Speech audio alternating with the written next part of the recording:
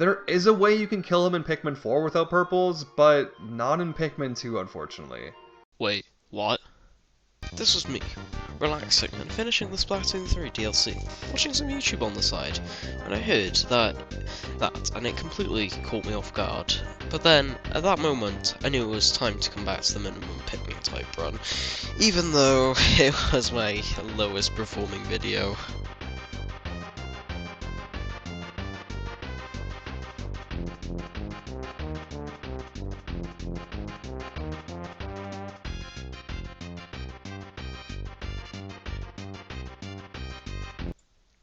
But before we start, I think I should explain some things. First off, the rules.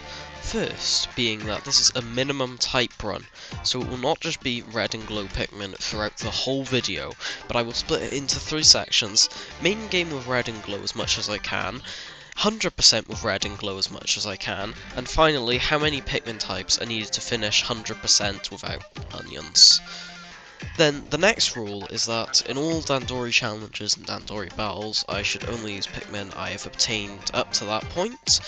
I don't really follow by this rule, as I could ask Dingo for help to skip them, but I will try them to the best of my ability, as it has some spice to the run, and that is basically all the rules. There are some smaller things later on, but they'll be explained when the time comes, so for now, let's get into the run. So, the start of the game is easy. The Olimar tutorial is easy with reds only, and then basically the whole tutorial is easy. First issue comes up in the first area, since every area is locked, and to get anywhere, I either need a Russ or an adult Ochi, and I don't have enough Sparklium. And since both Ochi and Russ are locked behind castaways, I had a few options. I either had to get a castaway stuck behind a blob of water in one of the caves, which required ice blasts or ice Pikmin, or I could go for the castaway in the crackling cauldron, which had a castaway too high up requiring yellow Pikmins. So I do need yellow or ice Pikmin right off the bag. No, I'm just kidding with you. I just use reds in a really weird spot in the crackling cauldron to barely gain enough height, and I'm somehow able to reach. This is one of the many tricks I will use to bypass Pikmin types, and it can be used in most area where you need yellow, so it can be very handy. Now, after I got Russ out the cave, Ochi grew up, providing me with the most vital tool to this run, turning this cute little dog into a death machine, since with Russ I can get all different types of guards, making him immune to ice, fire, electric and poison, which basically removes the need for ice, yellow and white. Also from Russ we can buy bomb rocks, ice blasts, and mines, all being important as bomb rocks can break walls I cannot currently break, as I cannot make Ochi a god at the start. I do also need bomb rocks to break glass walls to replace rock Pikmin. Then Ice Blast can be used to take over Ice Pikmin's ability to freeze water, checking all the boxes for ice replacements, and Mines, which will be used later for a small little exploit. With all these amazing things from Russ, Shepard can teach Ochi how to become as strong as 100 Pikmin, swim underwater like Blues, and many more abilities. So if you ever want to do this run, save your points. You can get soft locked because the third area is mostly underwater, and not having a replacement for Blues can be run ending. Now it's time to move on with the game. The rest of it is pretty easy. I collect as many treasures as I can, I find a small little glitch, and reach the third area, the Serene Shoals, which will become an absolute nightmare later, but for now it's just a bad dream, because it's at this point I remember, oh yeah, the point of the game isn't just to collect Sparklium, it's to save Olimar. So I went and did all the Dandori battles, and oh god, they were not easy, since you have to do challenge this leaflet who has no clear identity, but looks a lot like Charlie, and you have to do all these Dandori battles against them, and the first time was easy, because I had reds, but the next ones were worse. The second one was almost impossible. Because I had to use ice Pikmin, which were not allowed. So instead of just saying, oh yeah, I did this before my old run, I can get help from Dingo, but no, I toughed it out. And these types of battles are very RNG based, since you need a good 3x item, and if it pops up as a Bulborb, you might as well reset. So once you get the perfect RNG, preferably a 3x apple or lime, since they're easy to obtain with the buff Ochi. And then you have the final battle, which was not as bad, because you have the Golden Sasquatch and Time Bomb, which both made it easy, as the Sasquatch is meant to be hard to carry since you need to dedicate 30 Pikmin, but since Ochi is 100 Pikmin for one object, so it is easy to combine that with a bomb, and it is a very easy win, and then we'll all the way off to the Hero's Hideaway. Yeah, this next section of the game was easy, besides the Olimar and Louis Dandori battles, which I shredded through these areas. But it was around this part I started to realise how useful wing Pikmin are. I was going through the ultimate testing range, the one with the Manet legs. There were 2 treasures that needed winged, and it did scare me for later in the run. But for now, it was smooth sailing until the final cave, where my last run stopped because of the dreaded Water Wraith, bringer of pain to Pikmin 2 players, and the reason I did not complete it.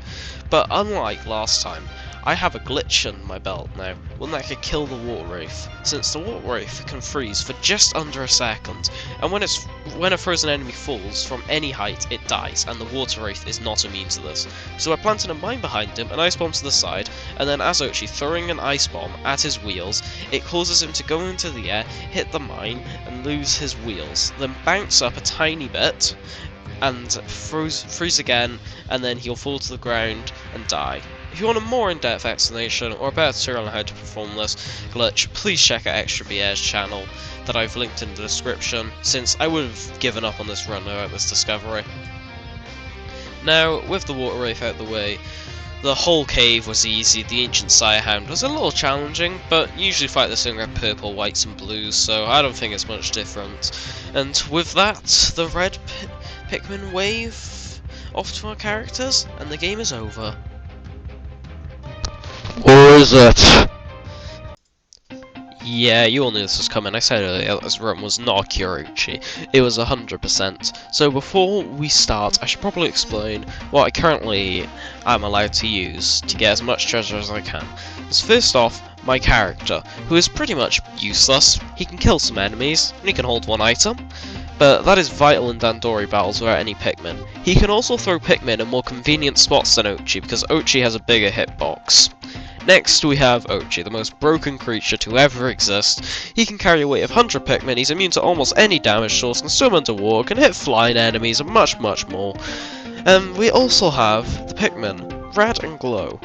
Red Pikmin are good at carrying stuff like gold piles, small weight objects, with them being my main character for carrying objects. They are also immune to fire, but isn't as useful. And then we have Glow Pikmin, which are like small Ochis, because they are immune to everything. But even better, the Glow Mob, which will be used later to assist in a yellow replacement. There's one final tool, the Pebble Pitcher, Player 2, who will be very helpful later on in this run, and that is all the tools we have in our disposal. So let's get straight into the first area. The Sunspeckled Terrace is the first area with a few noteworthy objects, a pumpkin, some dessert-looking objects, and a Farlick. The Farlick is easy to get with a Pebble Pitcher since it's high up and buried, so if we throw rocks at it through the Pebble Pitcher, it will pop out, and I can rush Ochi into the wall to make it fall off. Then the next treasure are in the Crackling Cauldron, my old saviour, but this time it was not, because like before, there was stuff that I needed on high up places needing yellows, but like before, there was a small bit of raised ground, which helped me throw reds up. I am pretty sure, now while writing the script, that I could have used a glow mob, but come on, this is much cooler.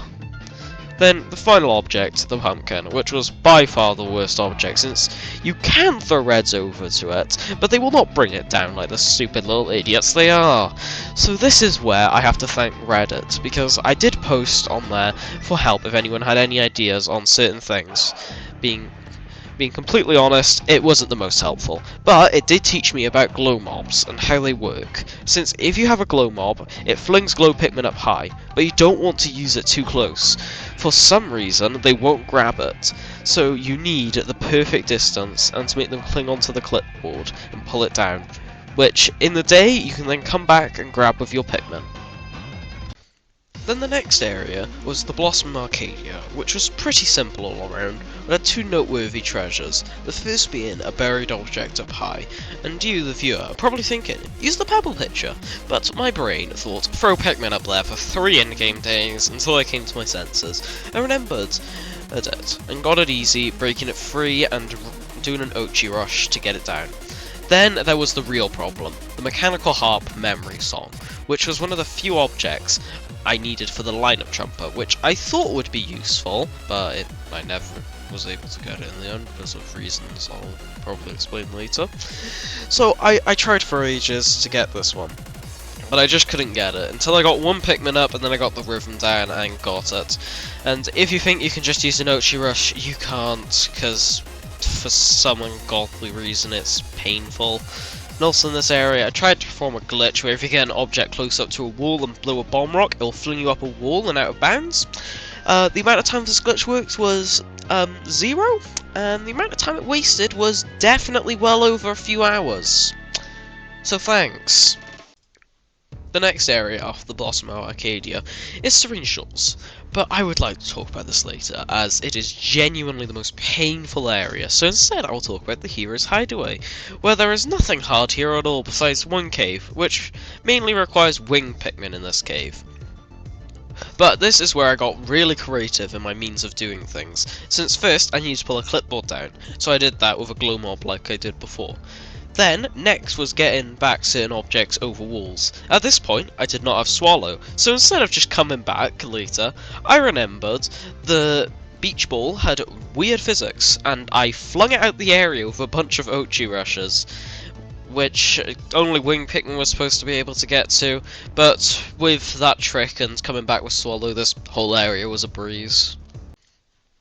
Now, I will talk about my favourites area, the giant half, which was pretty easy until, like I mentioned earlier, the testing range, which had 2 treasures which seemed impossible without winged Pikmin, until I did this.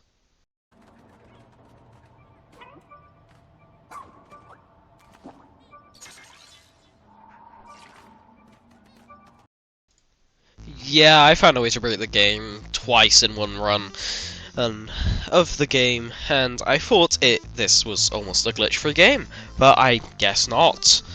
But then came out with the worst treasure in the whole game, the thing that I'd held on into my right hand the whole game, the right Joy-Con, and it was locked behind a metal fence preventing Ochi from getting over. Or I guess not, Ochi just breaks all laws of physics. So then I tried to get the Joy-Con for so long into a position where I could warp it, with me finding that you can shove it into the metal bar and getting some pretty funny pictures with the Joy-Con. But then I got this position, and I'll just show you the clip of how I did it.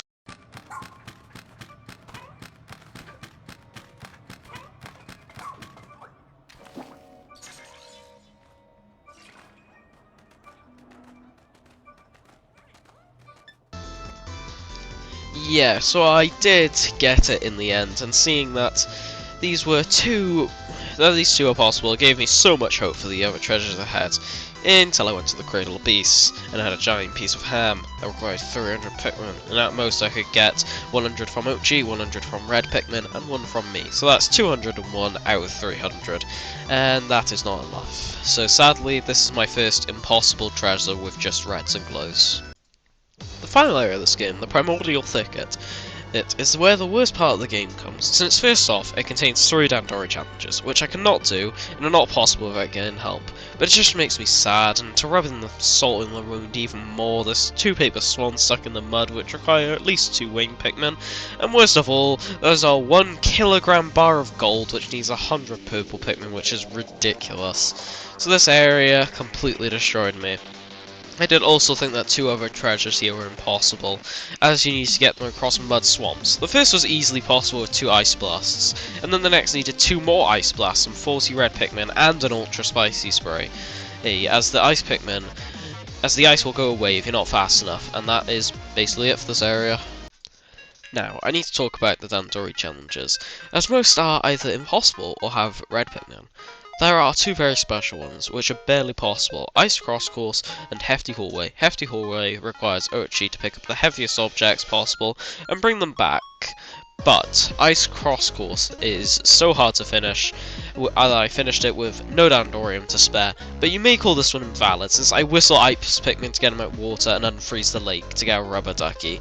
But say whatever you want, this Dandori challenge is going down either way, by a small wall break or getting Dingo to do it. And with that, on my main file, I have not saved the leaflings. I could do it with Dingo, but because there might be some sort of developments in the future, I'd like to be able to do these without using Dingo to help. So if there ever is a trick, I might post a short or something on how it was possible to do it, and yeah. Serene Shores is an absolute hell. First off, it has the slowest cave in the whole game, Seafloor Resort, which means we carry out 3 swords and 3 fish very slowly from the roar with Ochi. For just 1 floor, and this stage has 4 floors, so just imagine that, but 4 times. Not very fun. But this is where the worst comes in, as you know there's a water wraith here, and a cave where I cannot bring in reds, but I'll be fine, because I can just use a trick that doesn't need Pikmin, and I even have glow Pikmin as a backup. What could go wrong, right? Right? Yes, this cave was not nice to me, and is the reason this video came out so late. So the problem is, this cave does not only have 2 treasures locked behind the water wraith, it has 5 other treasures you can't get to until after the cave. You might be wondering, why don't you just kill him? It's not that simple, viewer. There are bags in the way, they require 100 weight, and one which requires 100 Pikmin, so just grab some glow Pikmin, but oh wait, there are 5 blue Pikmin in the ground, and you can't have more than 100 Pikmin at once. Well, it's this stupid logic. Why are they Pikmin in the ground? Why can't I just kill them? The Discord's Pikmin server doesn't even know how to kill Pikmin in the ground. I wonder why. Okay, so I'll just go to the surface instead and enter the cave backwards, but no, there's a bag in the way, and there's an invisible barrier that's in the way until after the engulfed castle. So yeah, this area is not nice to me. I was able to get Herobrine's Tear. I still don't know why I call it Herobrine's Tear. It's literally a heroine's tear. Since I was able to get Pikmin up there, because the Pebble Pitcher could free it, and Pikmin could grab it. But that is it. All I have been able to do, and quite literally tried everything. I've tried going over by bomb rocks, flinging me over. I've tried going under the map, which is impossible. I've tried running Ochi against walls, but none of it worked. I gave in and made my copy of this file, inspired some purple Pikmin, signifying the start of minimum type 100%. So, now that I had sprouted purple Pikmin in the water wraith cave, I was able to get through with enough weight, with just 10 glow Pikmin into 10 purple Pikmin, allowing me to kill the water wraith and get everything past it in that area. To grab the wing, and then I went to grab the winged onion, and got wing Pikmin, which allowed me to grab the paper swans, and then went back to the water wraith cave and collected 100 purple Pikmin to get the ham and gold, and that was it. It was that simple, with just 2 more types. I'm quite sad I could not cut down on any of those extra things, but from the start I always knew purples were needed. I wasn't sure if winged, but the muddy water was really impossible, and I needed wind Pikmin. So in the end, this was the percents I had in each area with just red and glow Pikmin, and I'm hoping I can come back to this challenge. So please, if you know any glitches, I don't just mean out of bounds, I mean everything, because they all might have some sort of use. And that is basically it. This is the most effort I've put into a video ever in my 8 years of YouTube, so please, if you like the video, please like it and push it to more people. And if you also like just some random videos, please subscribe to my channel. Don't subscribe if you just like Pikmin, as this is more of a one-off video showing my love for the series.